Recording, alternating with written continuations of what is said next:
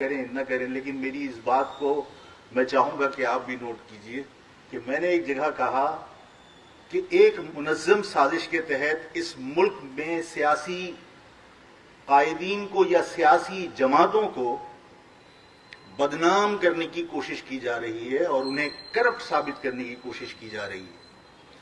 مہذب معاشروں میں ہوتا یہ ہے کہ جب تک کوئی مجرم ثابت نہ ہو اور اس کو سزا نہ ہو جائے، اس کا نام تک راز میں رکھا جاتا ہے۔ الطاف حسین کی متعدد بار گرفتاری ہوئی، لیکن کیونکہ وہ کنوکٹ نہیں ہوا تو اسکاٹ لینڈ یارڈ نے ہمیشہ یہ کہا کہ ایک شخص اتنی عمر کا پاکستانی نژاد گرفتار ہوا، کبھی نام تک نہیں لیا۔ لیکن اس معاشرے میں کنوکشن تو دور کی بات ہے، گرفتاری سے پہلے ہی کوئی سیاسی مخالف نہیں، ادارے پریس ریلیز جاری کرتے ہیں کہ انہوں نے ملک لوٹ لیا۔ یہ سب کچھ ایک منظم سازش کے تحت ہو۔ میری اس بات کا قطعاً یہ مقصد نہیں ہے کہ کسی کی کرپشن کو ہم دفاع کرنے کے لیے یہاں کھڑے ہوں، لیکن یہ بات بالکل عیاں ہے کہ ایک منظم سازش کے تحت تمام سیاسی لوگوں کو کرپٹ ثابت کرنے کی کوشش کی اور دو بڑی جماعتوں کو تو ثابت کر دیا کہ یہ کرپٹ ہے۔ اور یہ بات میں نے کہی تھی کہ جو کچھ ہو رہا ہے، یہ بات کہیں لکھ لیجئے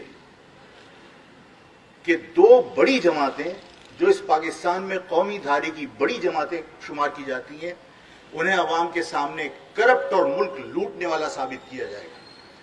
اور تیسری قوت ایسی جسے خود تراش کے کھڑا کیا تھا، اسے ناکامی سے دوچار کیا جائے گا۔ اور جب دو بڑی جماعتیں ناکام ہو جائیں، کرپٹ ثابت ہو جائیں اور تیسری بڑی قوت ناکام ثابت ہو جائے، تو اس بات کو کہنے میں کوئی آر محسوس نہیں کی جائے گی کہ جناب ہم نے بہت کوشش کی، یہ کرپٹ تھے، اس کو ہم نے آزمایا لیکن یہ بھی ناکام ہو گیا۔ اس پریزیڈنشل سسٹم کے علاوہ اس ملک میں اب کوئی دوسرے سسٹم کی گنجائش نہیں ہے۔ یہ قدم بقدم اس سمت ہم بڑھ رہے ہیں، اور اس پریزیڈنشل سسٹم کے اندر اگر صدارتی نظام کی کھال میں پھر آمریت مسلط کر دی جائے، اور یہ آمریت اس لیے سوٹ کرتی ہے کہ جو مغرب اپنے ایجنڈے کی تکمیل چاہتا ہے، اس میں ون مین شو کا ہونا بہت ضروری ہے، آسانی کے ساتھ ایجنڈے کی تکمیل ہو جاتی ہے۔ تھانے اور ایجنسیاں اس کے ماضی کے حوالے سے اس کا کردار بتاتی ہیں کہ اس کا کوئی جرائم پیشہ کوئی ریکارڈ تو موجود نہیں ہے۔ ایک چپراسی کی ملازمت کے لیے کلیئرنس لینی پڑتی ہے۔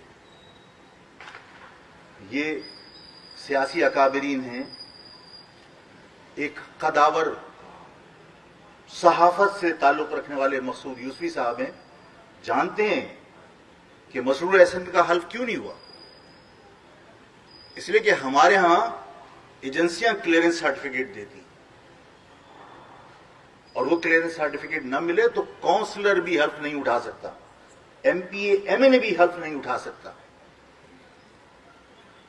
اگر بین الاقوامی سازشوں کی ہم بات کرتے ہیں کہ بین الاقوامی سازشیں، جس طرح اویس نورانی صاحب نے کہا کہ بین الاقوامی سازشیں اس کراچی کے اندر ہوتی رہی ہیں، ہم کسی اور کو الزام کیوں دیں؟ دشمن کا تو کام ہی سازش کرنا تھا۔ سوال یہ پیدا ہوتا ہے کہ اس ملک میں چوکیدار کی بھرتی کے وقت کیریکٹر سرٹیفکیٹ مانگنے والوں نے اسٹیٹ بینک میں باقر کو لا کے راتوں رات نامزد کر دیا، کس نے کلیئرنس سرٹیفکیٹ دیا؟ درست ہے، بہت قتل عام ہوا ہے، لیکن اس قتل عام کے پیچھے کیا عوامل کار فرما تھے، میں تفصیل میں نہیں جاؤں گا۔ ایک مثال دوں گا، آپ سب کو سمجھ لینا چاہیے۔ میں الطاف کو مورد الزام ٹھہراؤں، آفاق کو الطاف مورد الزام ٹھہرائے، میں عامر کو کہوں، عامر فاروق ستار کو کہے، سب بیکار۔ ایک بات ذہن میں بٹھا لیجئے تاکہ آپ کو گھر جا کر فیصلہ کرنے میں آسانی ہو کہ اس شہر میں قتل عام۔ میں کسی جگہ گیا تو مجھے کسی جرنیل کا فون آیا، کہا ہمارے ساتھ چائے پی سکتے ہو؟ ہم نے کہا وہ ہم ظاہر ہے کہ مطلب آپ کی اس خواہش کو تو حکم ہی سمجھیں گے نا. ہم نے کہا ہم آ جائیں گے بھائی. ہم چلے گئے اور جب ہم گئے, یہ اسلام آباد کی بات کر رہا ہوں, جب وہاں گئے تو ہم نے ان سے خیریت کے بعد ڈسکس کی کراچی کے حالات پر. انہوں نے کہا کہ کراچی کے حالات بہت خراب. میں نے کہا بہت خراب ہیں, ایک دن میں تو نہیں ہوئے. انہوں نے کہا کہ اب حالات صحیح ہو جائیں گے. تو گو کہ ظاہر میں بہت ڈرپوک آدمی ہوں, لیکن مجھ سے بعض اوقات نکل جاتی ہے زبان سے. میں نے کہا اب کنٹرول ہو جائیں گے. اس سے پہلے کسی اور ملک کی فوج تھی وہاں پہ. جب یہاں ایک شہر میں ایک دن میں 100 قتل ہو رہے تھے, یہاں موساد تھی, یہاں کسی اور ملک کی ایجنسیاں کام کر رہی تھیں. اور آج کون سی جادو کی چھڑی ہے کہ ایک دن میں سب کچھ کنٹرول ہو گیا. اس کو سوچ کے اپنے دماغ سے فیصلہ کیجئے گا کہ اس شہر کے ساتھ کیا ہوا ہے. اور ایک اور مثال دے کے آپ کو سمجھانا چاہتا ہوں. جب افغانستان پہ طالبان کے خلاف کارروائی کرنا مقصد تھا نا, تو 9/11 کا واقعہ ہوا تھا. چاہے اس سے کوئی ایگری کرے یا نہ کرے, چاہے کوئی میری اس بات سے اتفاق کرے یا نہ کرے, میں تو اس پاکستان کے کسی بہت بڑے حادثے کی مثال دینا چاہتا تھا, لیکن میں نہیں دے سکتا کہ اس کے بعد کیا کچھ ہوا. تو 9/11 کا جو واقعہ ہوا تھا وہ افغانستان پہ حملے کا جواز تلاش کرنے کے لیے ہوا تھا. اور اس شہر میں جو قتل و غارت گری ہوئی ہے, اس شہر پہ قبضہ کرنے کے لیے کی گئی تھی. اس شہر کی قتل و غارت گری کو جواز بنا کر آج یہ شہر ہمارے ہاتھ سے چلا گیا. باہر سے آنے والوں نے اس پر قبضہ کیا. اور میں نے ہمیشہ کہا تھا کہ پنجاب کے بارے میں یہ سوچنا آپ کی غلط فہمی ہے کہ پنجاب خود آ کے آپ سے اپنے مفادات کی جنگ کرے گا. پنجاب اپنے مفادات کے تحفظ کے لیے, پنجاب اپنے مفادات, اپنی غرض کے حصول کے لیے پورے پاکستان کی مشینری کو استعمال کر سکتا ہے. اور اس نے کی. 9/11 کا واقعہ افغانستان پہ حملے کا جواز پیدا کرنے کے لیے تھا. اس شہر میں ہونے والی قتل و غارت گری, جس پہ میں نے آپ کے سامنے یہ سوال رکھا کہ جب قتل و غارت گری ہو رہی تھی, جب اے ڈی کی گاڑیاں اور چھیپا کی گاڑیاں یہاں سے لاشیں اٹھا رہی تھی, تو یہاں کون لوگ تھے؟ یہاں کون سے ادارے تھے؟ کوئی باہر کے ادارے تھے؟ اس وقت قتل و غارت گری کے اوپر خاموشی اختیار کیوں کی گئی تھی؟ اس لیے کہ جواز چاہیے تھا اس شہر کے اندر ایک بڑے آپریشن کا. ہماری ہی لاشوں کے اوپر, ہمارے ہی خون پر, ہمارے ہی گھروں پر قبضے کیے گئے. اور یہ غلط نہیں ہے. میں اس ساری گفتگو میں جو بھی ہوتی رہی, میں مطلب کنفیوز تھا کہ اس شہر کی تباہی کا ذمہ دار کس کو ٹھہرایا جائے. بین الاقوامی طاقتوں کو, اس ملک کے اندر کام کرنے والے اداروں کو, یا ان لوگوں کو جنہیں مینڈیٹ ملا تھا اور وہ یہاں پر قتل و غارت گری میں ملوث تھے. میں کسی کی مخالفت کرنے نہیں آیا, میں کسی کو مورد الزام ٹھہرانے نہیں آیا. آپ جیسے لوگوں کے ساتھ نشست کا یہی تو فائدہ ہوتا ہے کہ آپ لوگ خود فیصلے کر سکتے ہیں. آپ کے سامنے صرف حقائق رکھنے کی بات ہے.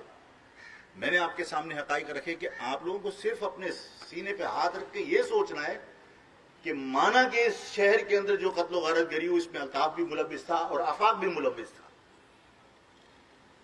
لیکن اس وقت اس ملک میں کون سا قانون رائج تھا؟ میرا ہاتھ کیوں نہیں پکڑا, الطاف کا ہاتھ کیوں نہیں پکڑا؟ کیوں قتل ہوتے ہوئے دیکھتے رہے؟ اس شہر میں ایک دن میں 100 قتل ہوئے. میں گناہ گار, الطاف گناہ گار, سب گناہ گار. اس شہر کے اندر ادارے اس وقت کہاں تھے؟ اور میں غصے میں جب باتیں کرتا ہوں تو لوگ برا مانتے ہیں کہ آج اس شہر کے امن کا کریڈٹ سب لیتے ہیں.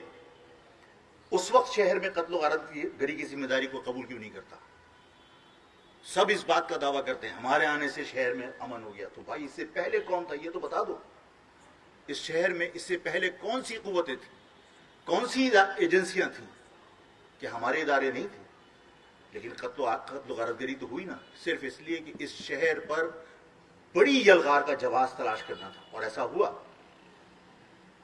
میں جب ان حالات کے اندر یہ دیکھتا ہوں کہ سڑکوں کے اوپر زمان کی بنیاد پر لوگوں کی بے عزتیاں ہو رہی ہوتی, جب میں لوگوں کو دیکھتا ہوں کہ زبان کی بنیاد پر لوگوں کو ریلیف مل رہا ہوتا ہے تو دکھ ہوتا ہے. زبان کی بنیاد پر ہونے والی ان زیادتیوں اور ناانصافیوں پر اس لیے دکھ نہیں ہوتا کہ میری قوم کے ساتھ زیادتی ہو رہی ہے, بلکہ اس لیے بھی دکھ ہوتا ہے کہ یہ ملک کے مفاد میں نہیں ہے. جس ملک میں لوگوں کو انصاف نہ ملے وہاں آپ کوئی اچھی توقع نہیں کر سکتے. میں بڑے احتیاط کے ساتھ ایک بات کہنا چاہتا ہوں. ہمارے ہاں ہر شخص یہ کہتا ہے کہ وہ پاکستان کے لیے ناگزیر ہے. آپ نے ماضی میں دیکھا کہ ریفرینڈم ہوا ضیاء کے دور میں, اس نے کہا کہ اسلام چاہتے ہو اس کا مقصد ہے مجھے ووٹ دے دیا. وہ ناگزیر تھا. ابھی آپ نے دیکھا کہ ایکسٹینشن لی. کیا نام ہے بھائی صاحب آپ کے دوست کا؟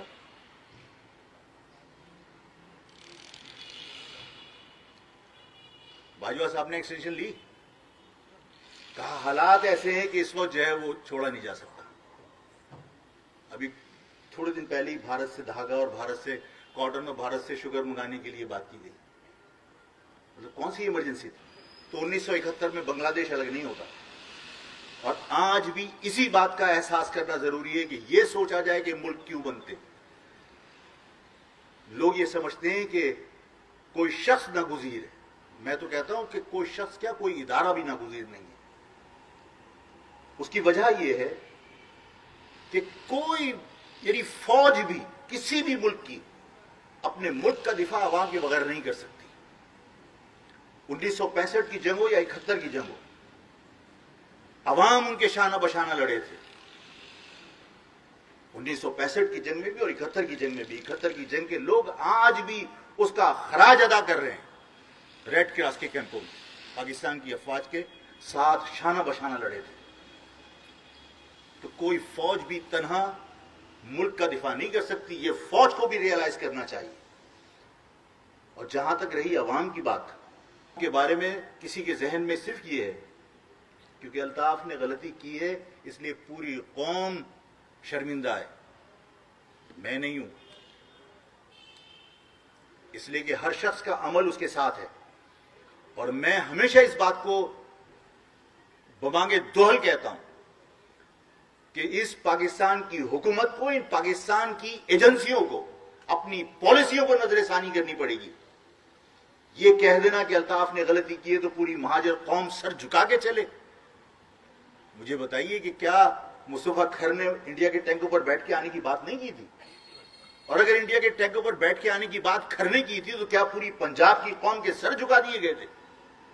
پوری پنجاب کی قوم کیا غدار ڈکلیئر کر دی گئی تھی؟ اسی طرح جی ایم سید نے زندگی بھر پاکستان کو تسلیم نہیں کیا. کیا اور وہ ہر سال وہ پاکستان کے نقشے کو تلوار سے کاٹ کے سندھو دیش کو الگ کرتا تھا.